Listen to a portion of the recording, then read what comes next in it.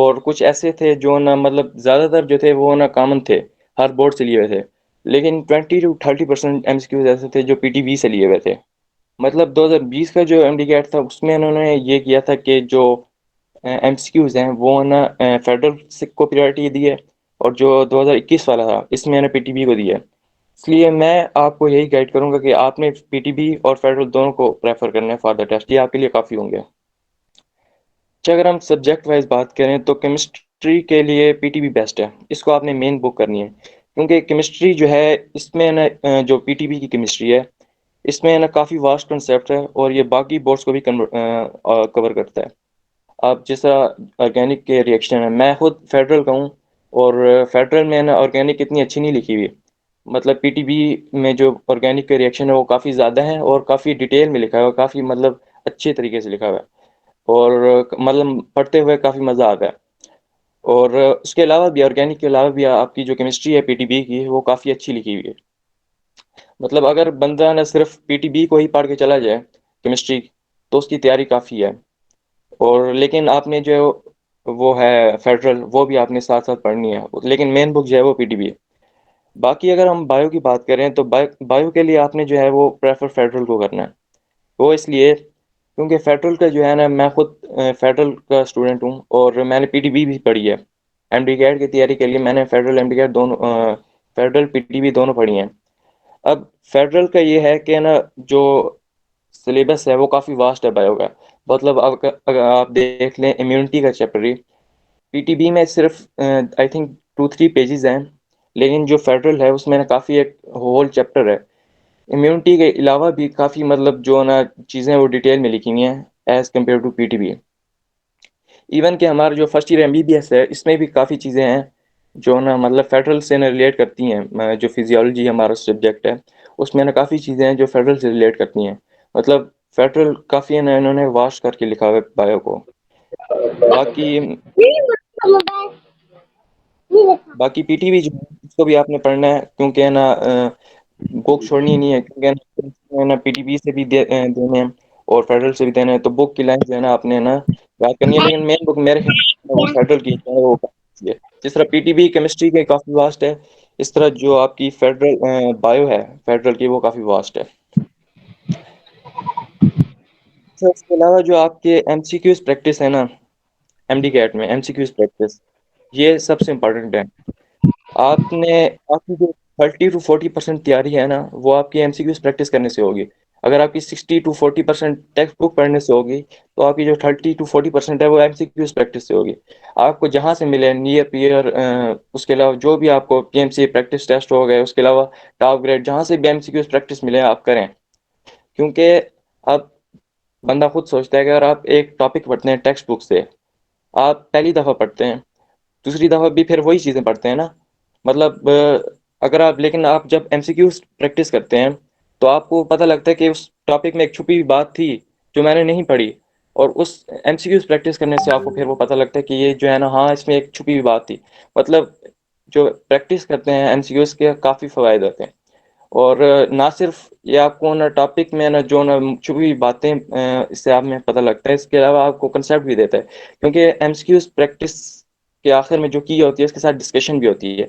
उस डिस्कशन से आपको एक कंसेप्ट मिलता है, जो आपने कंसेप्ट मतलब भूले, जैसे डॉक्टर सलसबील ने कहा, जो कंसेप्ट आपको भूले हुए होते हैं वो आपको मिलते हैं एमसीक्यूज प्रैक्टिस से।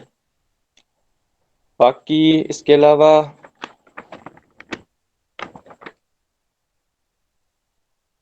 और यही गाइडलाइन जो सलसबील ने दी, टाइम टेबल वगैरह जो है, मतलब स्ट्रेस नहीं लेना, सब कुछ वही है। और तैयारी जो है वो आपने ना फुल करनी है, टाइम ज़ाया नहीं करना। और बस इतनी थी मेरी प्रेजेंटेशन। और आखिर में wish you all good luck, और मेहनत इसी तरह करते रहें, और हिम्मत नहीं हारनी। आपने सबसे बड़ी बात, हिम्मत नहीं हारनी। आपके वालिदैन ने इतनी कुर्बानियाँ देकर और इतने खर्चे करके आपको यहाँ तक पढ़ाया, और उनको आपसे उम्मीद है और आपने उनकी जो उम्मीद है वो नहीं तोड़नी। बाकी इंशाल्लाह गुड लक, अच्छा होगा, टेंशन नहीं लेनी इंशाल्लाह। अ, अच्छा सर, स्टूडेंट्स के क्वेश्चन आ रहे थे तो क्या माइक ओपन करने की इजाज़त दे दें इनको? हाँ जी जी, आप चैट में भी कुछ बच्चों ने क्वेश्चन किए हुए हैं, असल में उनको भी सर स्क्रीन शेयरिंग की वजह से मुझे नज़र नहीं आया, तो इस वजह से। करते हैं और बच्चे भी फिर उनको कहते हैं कि जो क्वेश्चन उनके जी, अस्सलाम वालेकुम।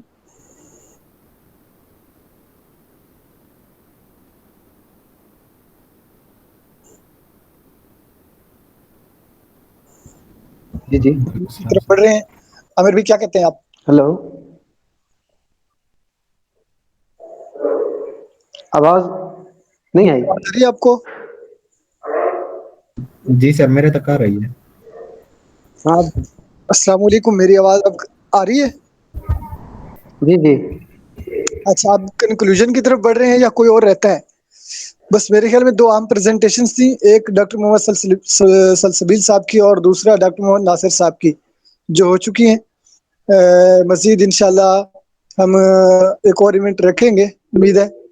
कंक्लूजन करना है तो मैं कंक्लूड कर देता हूँ। कुछ आंसर थे बच्चों के, उनको जल्दी जल्दी अगर रिप्लाई कर देते। पढ़ें, कोई आम क्वेश्चन अगर आपके सामने है तो पढ़ें, और सलसबील भाई जवाब देने की कोशिश करेंगे। जी या स्टूडेंट को लो कर दे ना, माइक ओपन करके स्टूडेंट यहाँ पूछ ही ले, अगर कोई स्टूडेंट पूछना चाहता है तो, बजाय इसके कि आप क्वेश्चन पढ़ें उनका, स्टूडेंट को लो कर दें। सर माइक ही ओपन कर दें, वही बेहतर रहेगा। माइक ओपन है, जो भी क्वेश्चन करना चाहता है पूछ ले। स्टूडेंट्स अगर किसी का कोई क्वेश्चन है तो आप पूछ सकते हैं, अपना अदरवाइज माइक फिर ओपन करके लीव कर दें। क्वेश्चन पूछ मेरे सकते ख्याल हैं। से कंक्लूड कर रहे हैं हम इंशाल्लाह। मजीद नेक्स्ट सेशन में चीजें देखेंगे। अच्छा सर, क्वेश्चन आया है जी हाफिज सफदर मलिक साहब। जी। तो वो कहते हैं कि please suggest the best academy for M CATs preparation. तो ये बहुत मुश्किल सवाल है उनका। ये हद से ज़्यादा मुश्किल है, और मैं आपको पहले भी बता चुका हूँ, मैं हर एकेडमी से पढ़ा हूँ और हर एकेडमी ही ठीक है। लास्ट में आपको यही बात कहूँगा कि आप लोगों ने पढ़ना खुद होता है, वहाँ पे आपने मेहनत खुद करनी है। टीचर सिर्फ आएंगे, कंसेप्ट दे के जाएंगे। और आज जितनी भी एकेडमीज एम कैट के लिए खुली हुई हैं, उनके कोई टीचर ऐसे नहीं है कि कोई आया गया यानी कि एरा गैरा आके उधर पढ़ा दे। वो सारे ही कंसेप्चुअल टीचर्स ही होते हैं, इसमें कोई शक नहीं है। बस फर्क सिर्फ इतना होता है, कुछ स्टूडेंट उनकी बात जल्दी पिक कर लेते हैं, कुछ स्टूडेंट्स को पिक करने में मसला होता है। तो ये सिर्फ आपके आईक्यू पे डिपेंड करता है और आपकी प्रैक्टिस पे डिपेंड करता है। नेक्स्ट। सर मैंने क्वेश्चन करना। जी सर जी वो बेटा ना मतलब जो इसका जो टेस्ट होगा ना वो ऑब्वियसली कंप्यूटराइज्ड होगा, टैब वगैरह यूज करना पड़ेगा, तो मैं ज़्यादा मोबाइल या लैपटॉप मतलब मैं प्रैक्टिस वगैरह करने की जरूरत तो नहीं पड़ेगी? नहीं, इतनी ज़रूरत नहीं है प्रैक्टिस करने की, क्योंकि वो सिंपल आपको एमसीक्यूज देंगे और आपने सही आंसर पर ही सिर्फ क्लिक करना होता है। उसके अलावा अगर रोल नंबर वगैरह दर्ज करना हो, या वो सारा कुछ वो खुद ही कर देते हैं आपको, जो उधर इन्विजिलेटर्स अवेलेबल होते हैं।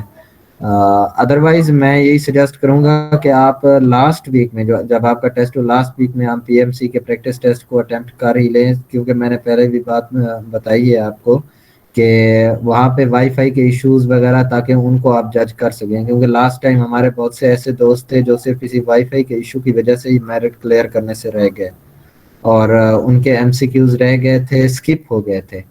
तो मैं यही सजेस्ट करूंगा, लास्ट वीक में आप 2-3 प्रैक्टिस टेस्ट वही अटेम्प्ट कर लें, या फिर पीएमसी एक फ्री प्रैक्टिस टेस्ट देती है, आप वही फ़ोन पे अटेम्प्ट कर लें, तो उससे आपकी थोड़ी सी प्रैक्टिस हो जाएगी। बाकी कोई इतना मुश्किल नहीं होता, आपने सिर्फ राइट आंसर पे क्लिक करना होता है। उसके बाद फिर जब आपका टेस्ट क्लियर हो जाए तो आपने सबमिट करना होता है। सबमिट का ऑप्शन भी रेड होके आ जाता है, आपने उसी पे क्लिक करना होता है। कोई यानी कि स्किल की ज़रूरत अच्छा, नहीं है।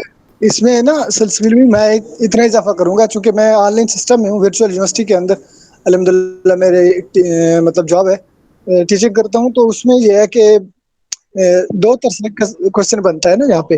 एमसीक्यूज टाइप जो क्वेश्चन होते हैं, या तो वहाँ पे नेक्स्ट और प्रीवियस का ऑप्शन होता है, और क्वेश्चन आप नेक्स्ट करते जाते हैं, और जो आपने ऑप्शन टिक करना होता है उसको जस्ट क्लिक करते हैं और वो सेव होता जाता है, और जो रह जाते हैं वो आपके नीचे शो होते जाते हैं बाद में अगर वो करना चाहें तो। बाजों का ये होता है कि प्रीवियस और नेक्स्ट का ऑप्शन नहीं होता है, जस्ट आपने क्लिक किया और अगला क्वेश्चन आ गया, जस्ट क्लिक किया और अगला क्वेश्चन आ गया। अब एमडीकेट टेस्ट मैंने नहीं दिया इन दिनों में, यानी कि जो अब मॉडर्न तरीकेकार आ गया है। पहले तो ज़ाहिर है मैंने दिया था, लेकिन अब चूंकि न्यू टेक्नोलॉजी यूज हो रही है तो उसमें मुझे नहीं अंदाजा कि ये इन दो टाइप्स में से कौन सा होता है, प्रीवियस या नेक्स्ट वाले ऑप्शन वाला होता है, या डायरेक्ट टेस्ट होता है कि क्वेश्चन को आप जो ही उसका आंसर क्लिक करेंगे नेक्स्ट क्वेश्चन खुद ब खुद मूव हो जाएगा, या फिर नेक्स्ट और प्रीवियस का ऑप्शन आपके सामने अवेलेबल होता है। इस सिलसिले उसकी में मैं डिटेल बता देता हूँ। जी उसका ये होता है, आप लोग यानी कि ये बात भी नहीं है जिस तरह पहले एमसीक्यूज का होता था कि अगर आपने एक ऑप्शन मार्क कर लिया तो आप लोग यानी कि दूसरा ऑप्शन मार्क नहीं कर सकते या कट नहीं कर सकते, जिस तरह फिजिकल टेस्ट में होता था। पहली बार यहाँ नेक्स्ट प्रीवियस वाला ऑप्शन भी होता है और ये भी ऑप्शन होता है। आप ऊपर होल एमसीक्यूज का एक ऑप्शन दिया होगा, उसको क्लिक करेंगे तो आप जौन से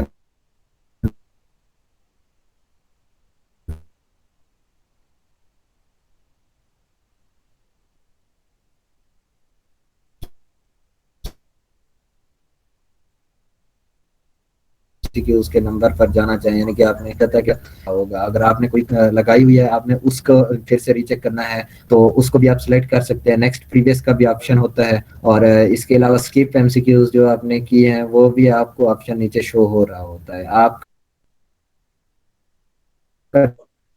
टेस्ट उस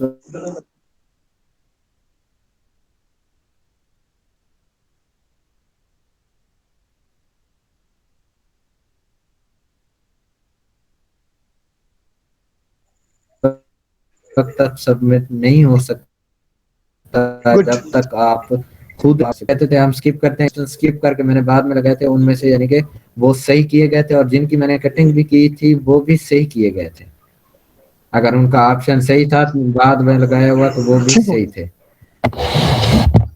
अच्छा, आप दोनों से गुजारिश है, बल्कि पूरी टीम जो मेडिकल डिपार्टमेंट की, आप दोस्तों से गुजारिश है कि आप 2-3 इस तरह के कोई टेस्ट 8-8 10-10 क्वेश्चन को कोई ज्यादा ना हो, तो एंट्री टेस्ट से कोई 15-20 दिन पहले ना इसके एक एक वीक में कोई 3 टेस्ट रख लें, प्रैक्टिस टेस्ट। और आमिर भाई को आप जस्ट एमसीक्यूज बनाकर देंगे तो वो खुद ही जो एमडी की का तरीकेकार है, मेथड है, उसके मुताबिक इसको सेट करके उम्मीद है कि इंशाल्लाह 2-3 टेस्टों की प्रैक्टिस से काफी सारे स्टूडेंट्स का फायदा हो जाएगा।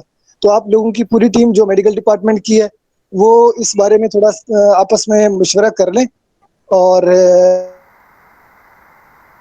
फैसले पर पहुंच जाते हैं तो महीना पहले या 15 दिन पहले 10-10 एमसीक्यू 3 टेस्ट बना लें। चूंकि हमने तो सैंपल देना है ना, जस्ट स्टूडेंट्स की प्रैक्टिस करानी है, इसलिए 10 एक क्वेश्चन काफी है। तो आप बना के आमिर भाई को सेंड कर दें, वो इनको उसी तर्ज पे ऑनलाइन ले आएंगे जिस तर्ज पे हमारे पोर्टल पे बना देंगे, हमारी जो वेबसाइट का पोर्टल है उसके ऊपर, तो स्टूडेंट्स से वहाँ पे प्रैक्टिस भी करा लेंगे इंशाल्लाह। उम्मीद है कि इससे स्टूडेंट्स का काफी फायदा हो जाएगा। सही हो गया सर। और इसके अलावा मैं एक और इजाफा करना चाहूँ सर कि अगस्त में मैंने सोचा एक और सेशन लगाया जाएगा जिसमें मैं स्टूडेंट्स को ये बता दूंगा कि लास्ट 10 डेज में उन्होंने पीएमसी के यानी कि टेस्ट की स्टडी किस तरह करनी है, और उनको एक स्केड्यूल भी बनाया हुआ दे दूंगा कि यानी कि उनके जो प्रैक्टिस टेस्ट लास्ट टाइम जो हमारे आए थे तो हमें एक स्केड्यूल दिया गया था जिसमें हमें ये बताया गया था कि ये टॉपिक जो है आपने एक दिन में यानी कि रिवाइज करने हैं, ये जो टॉपिक है आपने 3 दिन में रिवाइज करना है, क्योंकि इसमें एमसीक्यूज इतने इतने आ रहे हैं। अब मैं आपको एग्जांपल दूं कि किंगडम एनिमिलिया वाला जो चैप्टर है, अब इसमें से 6 एमसीक्यूज आ रही थी, तो इसको उन्होंने सबसे यानी कि आखिर में रखा, उन टॉपिक्स में रखा जिनको हमने 5 दिन में रिवाइज करना था आखिर में।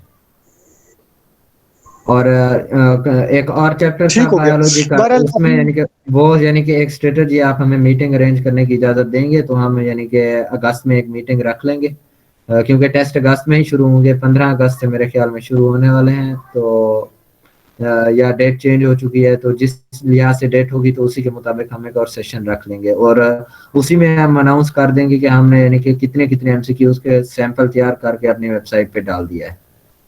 सर इंशाल्लाह इस सिलसिले में जी जी सर ये बायो के वाले से जैसे कहा है कि फेडरल को ज्यादा फोकस करें, बायो के कुछ लोग ऐसे मतलब कह रहे थे जिनने पेपर लाइंस आई हुई होती हैं, रट्टा लगाना चाहिए होता है, तो फिर अभी रट्टा फेडरल की बुक को लगाना या फिर हमारी अपनी टेक्स्ट बुक को? उसकी बात मैं आपको बताता हूँ। शाहजेब भाई यहाँ पे मौजूद हैं, तो इनका जो सेशन था यानी कि 2020 से पहले वाला, उधर ये था यूएचएस बायो की लाइंस ही उठाती थी।